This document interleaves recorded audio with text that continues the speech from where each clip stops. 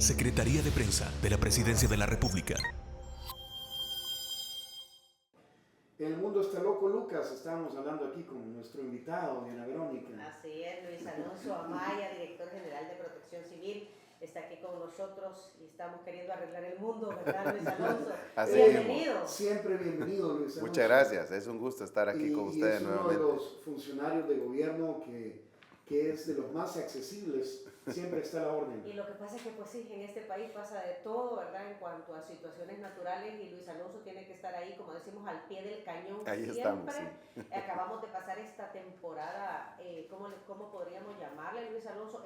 Estos días de lluvia intensa. ¿Es la última pataleada del invierno? Creeríamos que sí. Ahora mismo ya no para hay... entrar en materia. Sí. Ahora mismo los modelos meteorológicos, los modelos hidrológicos no refieren nada, absolutamente nada, ni en la cuenca atlántica ni en la cuenca pacífica.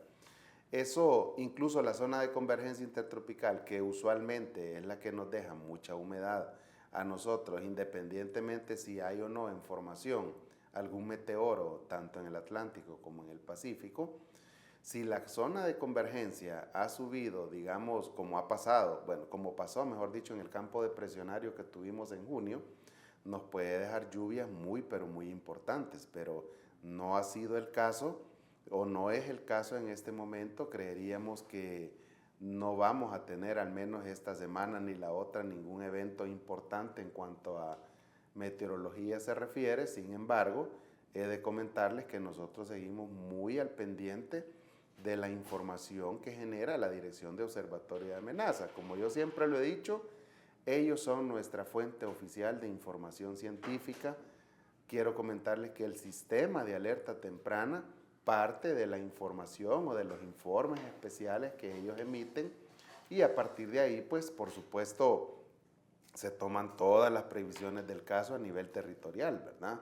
Si es necesario promover las evacuaciones, se promueven. Si es necesario echar a andar el plan invernal, que incluye acciones no solamente eminentemente operativas, sino que en algún momento prospectivas, diría yo, es decir, tener que limpiar una quebrada, tener que remover escombros, tener que remover árboles, etc. Entonces, nosotros, mientras la Dirección de Observatorio de Amenazas del Ministerio de Medio Ambiente nos diga el periodo lluvioso ha terminado, seguimos plan invernal, ¿verdad? O sea que en estos momentos sigue plan invernal, por porque supuesto. no ha habido una información oficial que diga ya terminó la época exactamente. Y al final se fue el niño y estamos en la transición. ¿Entró la niña? Excelente pregunta. ¿Qué pasó? Excelente pregunta, porque en primer lugar, básicamente tuvimos un año totalmente neutro. No hubo ni niño ni niña. En algún momento, ahí por junio, julio, nos decían, vamos a tener una pequeña niña, ¿verdad? Es decir, tuvimos, 15, 20 días con las condiciones climatológicas muy, pero muy parecidas a las que suele presentarse cuando tenemos el fenómeno de la niña. Sin embargo, no hoy por hoy les puedo decir, a partir, pues, de la información nuevamente que se nos traslada, que no tenemos. O sea, no se concretizó la niña. Es que hay mucha lluvia. Mucha lluvia, sí. Y que la superficie o las capas de agua del océano se calientan mucho, ¿no? O mejor dicho, se calientan por arriba, exactamente, se calientan por arriba de la temperatura normal. Eso consecuentemente hace que el ciclo del agua sea mucho más, diría yo... El cielo chupa agua. Exactamente, entonces se genera más evaporación consecuentemente. O sea, acuérdense que el ciclo del agua es los tres estados, mejor dicho, en nuestro caso 2, porque no neva nunca aquí, ¿verdad?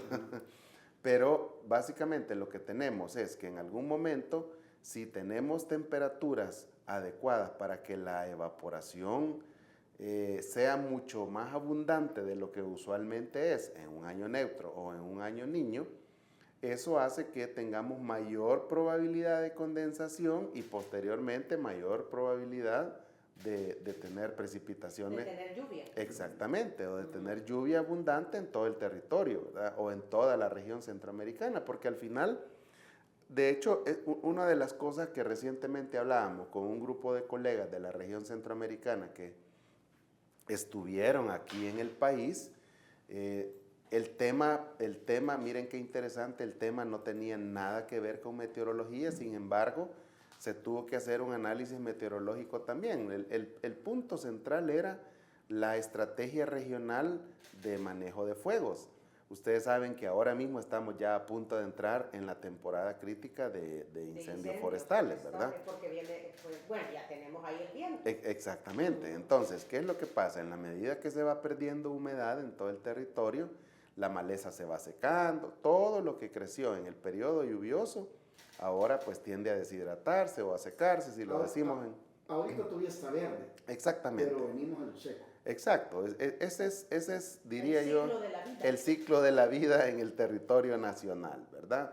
Ese es el ciclo de la vida en el territorio nacional. Una vez la humedad baja, tenemos que la hierba, la maleza y todo lo que tenemos tiende a deshidratarse o a secarse, se generan las condiciones propicias para que en algunos casos se genere inicialmente o tengamos inicialmente un incendio en maleza, pero que puede llegar incluso hasta ser estructural. De ahí todo el trabajo que ya se está haciendo con el cuerpo de bomberos y todas las mesas de fuego. Y eso es parte de la preparación para la época de fin de año. Exactamente. De hecho, ahora mismo nosotros estamos ya, diría yo, en 3 modos. En el modo invernal, porque aún no tenemos información oficial que diga que el periodo lluvioso terminó, aunque las condiciones, diría yo, han bajado de intensidad, si así lo queremos decir, ¿verdad? Las abuelitas decían, ¿Sí? Luis Alonso, porque obviamente aquí estamos manejando todo con información científica. Claro. Eso es lo que manda.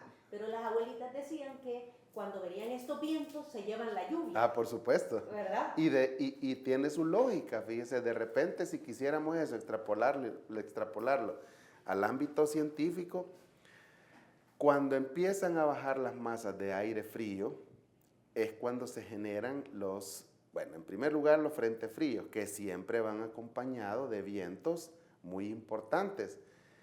En el acto, o ipso facto, si lo queremos decir en latín, ¿verdad? Lo que los vientos provocan es que se aleje totalmente toda la humedad que entra o del Atlántico o del Pacífico al territorio centroamericano. Entonces, ¿qué es lo que pasa? Ya no tenemos lluvia. Ahora entramos al periodo seco. Con eso, indudablemente, pues ya viene otra serie de cosas a las que hay que prestarle mucha atención y por eso les decía, ya nosotros estamos en 3 modos. Modo invernal hasta que nos digan se acabó, ¿verdad?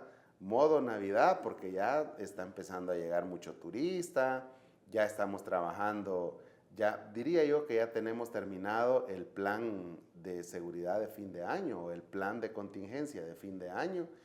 Y estamos obviamente pues hablándonos ya con el cuerpo de bomberos y todas las instancias que tienen relación con el tema de incendios forestales, listos pues, porque eso sí o sí va a llegar, ¿verdad? Porque es la combinación entre tierra seca Exactamente. y viento.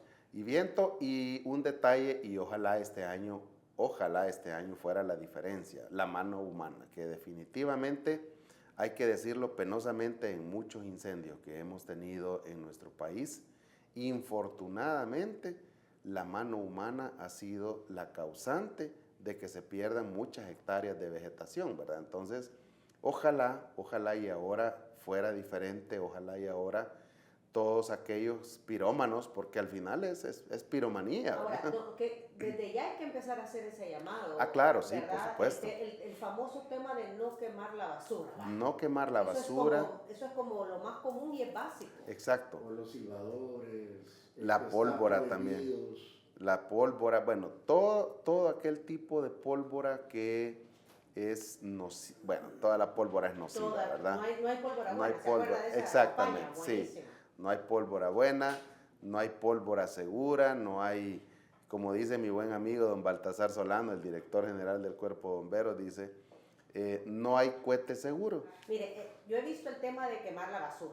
El otro es el quemar el rastrojo de las cosechas también. Sí, y ese es otro tema que provoca incendios. Y eso hay que decirlo, probablemente a esta altura del año no es tanto un problema, porque sí, si bien es cierto, es una práctica, y yo diría una práctica ancestral, ¿verdad? Porque, pues sí, así lo hizo el abuelo, así lo hizo el hijo, y ahora sí lo está haciendo el nieto.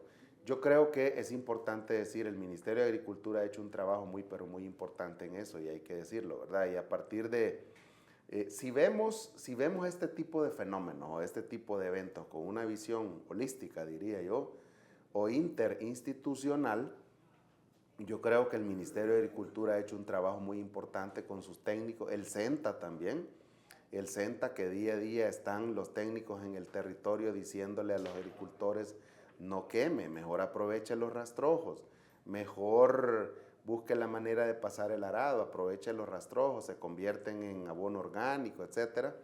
Creo yo que eso en alguna medida, pues ojalá y en la próxima temporada seca, que tiene, diría yo, su momento más álgido ahí por abril, marzo, que es cuando coincidentemente las personas en el campo empiezan a preparar ya sus tierras con la llegada de las primeras tormentas, estar listos para sembrar, ojalá y se minimizara, ojalá y de verdad acaten la recomendación de que no es bueno quemar, que es mejor utilizar esos rastrojos y en esa medida minimizar la cantidad de incendios, ¿verdad? Claro. ¿En qué otras acciones ya se está preparando para la época de fin de año?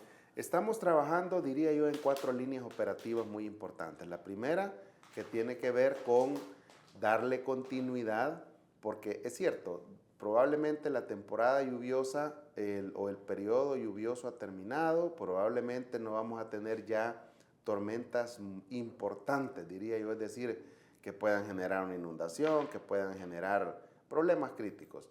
Sin embargo, hay que pensar en que las obras de mitigación que probablemente por la misma lluvia que se ha tenido están o inconclusas o hay que darle seguimiento, este es el momento. Nosotros regresamos ya a nuestro trabajo prospectivo o regresamos a nuestro trabajo de prevención y reducción de riesgo. Entonces, no paramos. Esa es una línea, diría yo, de trabajo.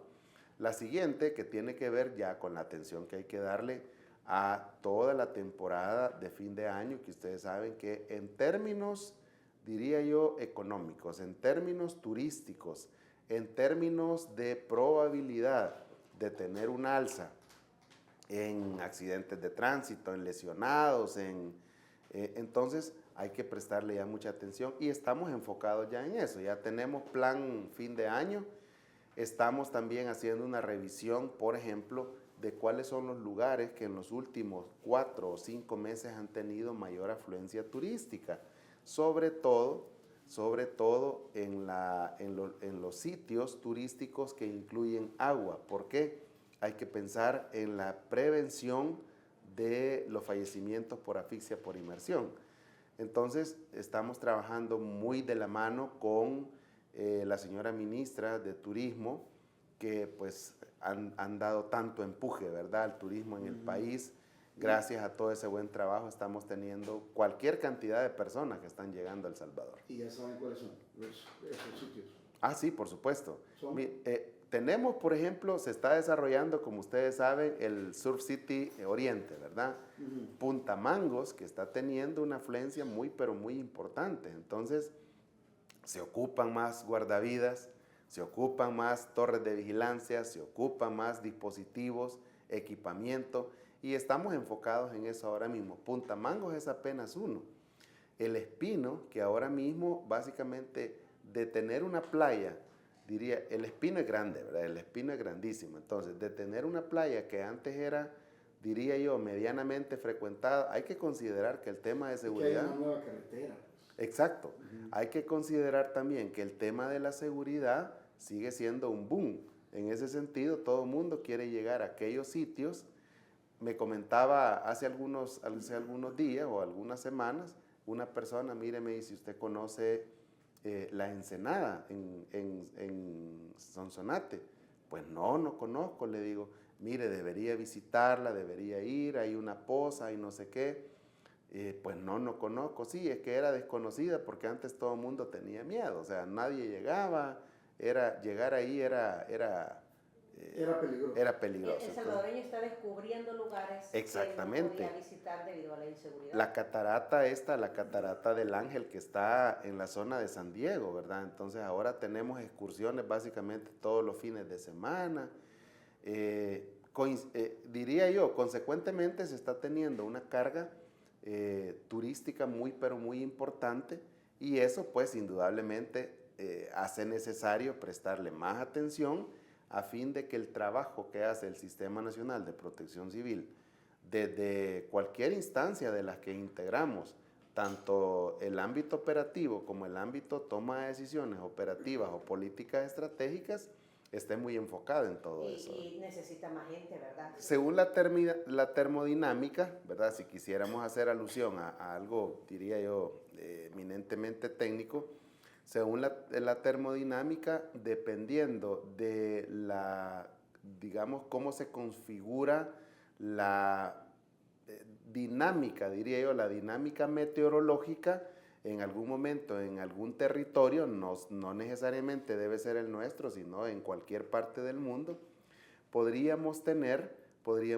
dos tipos de aires. El aire seco, que tal cual lo dice el nombre, nos refiere a que simple y sencillamente es aire o viento o brisa o lo que sea, sin nada de humedad o con un mínimo de humedad.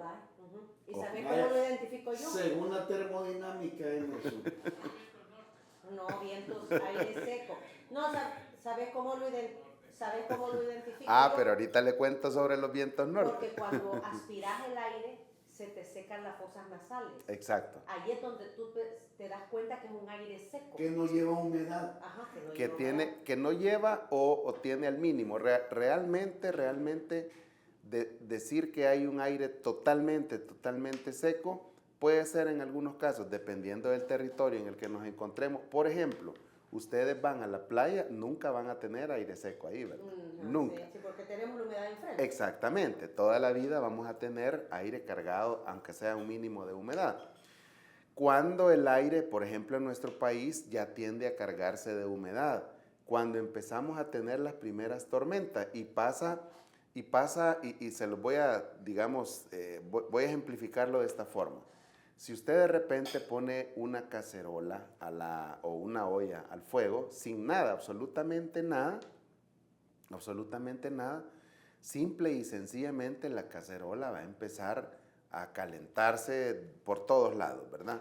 En el preciso momento, o la plancha cuando uno la pone a calentar, cuando antes las abuelitas, o cuál era la técnica que utilizaban para cerciorarse de que la plancha ya estaba caliente, unas pringas de agua, ¿verdad? En ese momento, y es lo que suele pasar con las primeras tormentas en nuestro país, fíjense, si venimos de 6 meses en las que la humedad ha estado al mínimo, y nos caen las primeras tormentas, estando la tierra tan ávida de humedad, lo que hace es una parte la absorbe y otra básicamente inmediatamente se evapora, que es lo que pasa con la famosa cacerola, ¿verdad? Usted pone un poco de agua después de haberla tenido 5, 10, a saber cuántos minutos en el fuego, y esa agua inmediatamente hasta salta, ¿verdad? Hasta se evapora, se convierte en vapor. Inmediatamente. En ese preciso momento el ambiente se torna húmedo. Y húmedo con calor, porque esa es otra cosa también, ¿verdad? Hay aire seco que puede ser, diría yo, muy sofocante, por ejemplo, ustedes van a Santa Rosa de Lima. En Santa Rosa de Lima, o el propio Chalatenango. Chalatenango, ¿sabían ustedes que es una de las regiones del país en el que se han registrado temperaturas incluso mucho más altas que en el oriente del país? Nueva Concepción, exactamente. Entonces, es interesante, ¿verdad? Porque a unos pocos kilómetros cambia drásticamente la temperatura. Del ambiente, y son buenos los tamales. Ya te quedó claro. Pues sí. Bendito Dios. Luis Alonso, la misión en Costa Rica, ¿regresaron el día lunes? Regresaron el deje ver. ¿Ayer? No, regresaron el viernes. martes. ¿Qué día es hoy? Martes, viernes. Sí, viernes, sábado. El jueves regresaron, sí, el jueves regresaron. Ha sido una tarea muy importante la que se hizo.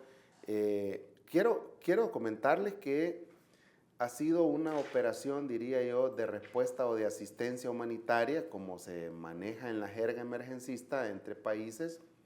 Es importante que la población sepa que en Centroamérica existe, en primer lugar, 3 mecanismos que nosotros podemos operativizar a partir del trabajo que se hace desde la Secretaría de Integración Centroamericana, o sea, el SICA. El SICA tiene secretarías especializadas. En el caso nuestro es el CEPREDENAC, es decir, el Centro de Prevención de Desastres en América Central, que se ha ocupado, entre otras cosas, de crear mecanismos que permiten que podamos entrar a un país de forma expedita, como se hizo en este caso, obviamente a partir de la preparación que tengamos, ¿verdad? Entonces, eso se llama MECREC, Mecanismo Regional de Ayuda Mutua, que permite que los países puedan, digamos, tener 3 modalidades de hacer. Exactamente. La emergencia. Y vea qué interesante, porque tenemos 3 modalidades de asistencia humanitaria. País asistente, como hemos sido en este caso. País asistido, como fue el caso de Costa Rica. Y país que facilita el tránsito de la asistencia humanitaria. Para el caso de la asistencia humanitaria que se fue por tierra, se convirtieron en país asistente, o país en tránsito, perdón, Honduras y Nicaragua. Exactamente. Entonces, y eso se designan así para facilitar el tránsito. Exactamente. Ese es un protocolo internacional, bueno, un protocolo regional que se ha suscrito, tiene, o está, mejor dicho, fundamentado en la cumbre de presidentes, en el acuerdo, en el acuerdo que se tiene entre la Secretaría de Integración Centroamericana. El punto es que este contingente, les cuento que ha estado conformado, o estuvo conformado por 304 efectivos o talentos humanos de la Fuerza Armada. Diría yo que se constituyeron 2 equipos de respuesta, 2 equipos de asistencia humanitaria. Uno, obviamente, constituido por la Unidad Humanitaria de Rescate de la Fuerza Armada, que es una unidad que ha venido evolucionando, se han preparado, han tomado, diría yo, una serie de formaciones y capacitaciones que ahora les permiten tener todas esas habilidades y destrezas que han demostrado allá en Costa Rica, ¿verdad? Y por otro lado, el grupo de búsqueda y rescate, constituido por talentos humanos del Cuerpo de Bomberos, Protección Civil, FOSALUD, del Sistema de Emergencias Médicas, Policía Nacional Civil y las instituciones que son parte del sistema de protección civil. Estoy hablando de Cruz Roja, Comando de Salvamento y Cruz Verde. Miren qué interesante ha sido, porque en primer lugar teníamos ya dispuesto todo, absolutamente todo, porque si ustedes recuerdan, hace un par de semanas el señor presidente Nayib Bukele hizo una oferta de asistencia humanitaria a España, nunca fue respondida, nunca fue aceptada, entonces diría yo que teníamos todo dispuesto. Se da esta situación en Costa Rica, hace nuevamente la oferta al señor presidente de Costa Rica, es aceptada y básicamente en 3 horas teníamos todo dispuesto para salir. Ya había una preparación previa para estar listo por España, ¿verdad? Exactamente. Entonces esto permitió que ya estuvieran listos para trasladarse a Costa Rica y entiendo, y el mismo presidente de Costa Rica pues daba las gracias por todo el trabajo realizado. Son las 8 de la mañana con 54 minutos, se nos termina el tiempo, Luis Alonso. Si hay un árbol, aquí dice Juan Carlos Amaya que tiene un árbol que mide como 25 metros, se está secando y teme que caiga en su caso la del vecino. Y me imagino que muchas personas están en situaciones como esta. Sí. ¿A dónde deben llamar para que le vayan a evaluar si el árbol es necesario cortar? Escríbanos, don Juan Carlos, escríbanos al WhatsApp del Centro de Operaciones de Emergencia Nacional 7070. 3307. Okay. Mándenos por favor la ubicación, una fotografía, un número de contacto. Aunque esté adentro de una propiedad privada. Si él tiene todo, porque creo que es importante decirlo y muy interesante su pregunta, Tony. En primer lugar tiene que tener, si es un árbol, por más seco que esté y por más, si es un árbol de una especie protegida, tiene que tener sí o sí el permiso. Si es propiedad privada. Seco. No, por eso es Sí. que evalúa. El tema es que lo que no queremos es dejar ningún vacío legal en el tratamiento de esta situación. Obviamente nosotros hacemos una evaluación de riesgo también, y si el técnico que llega... Los miqueros que se suben corren riesgo. Exactamente, incluso por más especie protegida que sea, si ya se murió, ¿verdad? Está seco. Y un dato muy importante también, si la propiedad es de él, no hay ningún inconveniente. Pero si es de otra persona, pues obviamente... Con la otra persona. Exactamente, porque tampoco es que nos vamos a arriesgar a una acusación de allanamiento de morada. Claro. Y dice Brenda de Gracias que acaba de pasar por Los Próceres hacia Santa Tecla, en la Monseñor Romero, hay 2 incendios forestales ya, dice. Imagínense, ya empezamos. Ya empezamos. Muy bien, Luis Alonso, muchísimas gracias por siempre la visita. Aprendemos mucho, ¿verdad? Entonces ya vamos a ver a los azacuanes. Ya pasaron, cuento que ya pasaron, sí. De hecho, les quiero contar así muy rápido que mi hijo estaba como hasta burlándose de mí porque yo hice una publicación. Habemos azacuanes, puse yo, que significa no más lluvia. Y 2 días después se vino... Sara. Y me responde mi hijo, habemos lluvia, azacuanes no surtieron efecto. Así es la naturaleza, ¿verdad? Gracias, Luis Alonso. Gracias, Luis Alonso. A ustedes. Si usted quiere conocer las declaraciones del Director Nacional de Protección Civil. Secretaría de Prensa de la Presidencia de la República.